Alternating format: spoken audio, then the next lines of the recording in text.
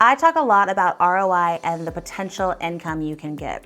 Something that a lot of average homeowners really need to delve into is learning the pros and cons of taking on a fixer-upper, and if you're able to.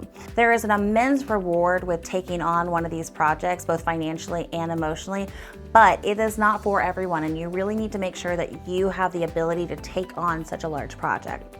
Let's talk pros first. Typically, your equity gain will far outweigh what you put into it, and that is always happy to hear when you're a homeowner.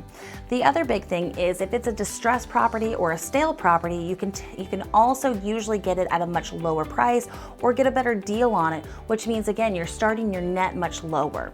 And lastly, you get to customize the property fully to your taste. You can make it fully you and really enjoy it and have that emotional connection to the home. Now let's talk about cons for a fixer-upper. One of the biggest is going to be finances. You have to remember that if you're going to take on a project like this, you have to have the budget in place to take on the work. And that means you need to have about a 50 to 20% buffer in case things come up. And I promise they always do.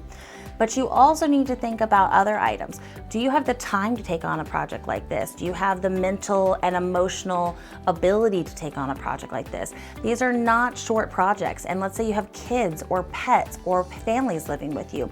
Are you going to be living in the house at the time, or are you going to be moving out? And if you're not living at the home, do you have enough of a budget to cover those costs? Maybe you have to eat a lot more takeout because you don't have a functioning kitchen, or maybe you need to rent a hotel room or an Airbnb. These are all things that are going to come into play, and you need to make sure you're planning accordingly and you can take on either financially or emotionally what you're about to jump into.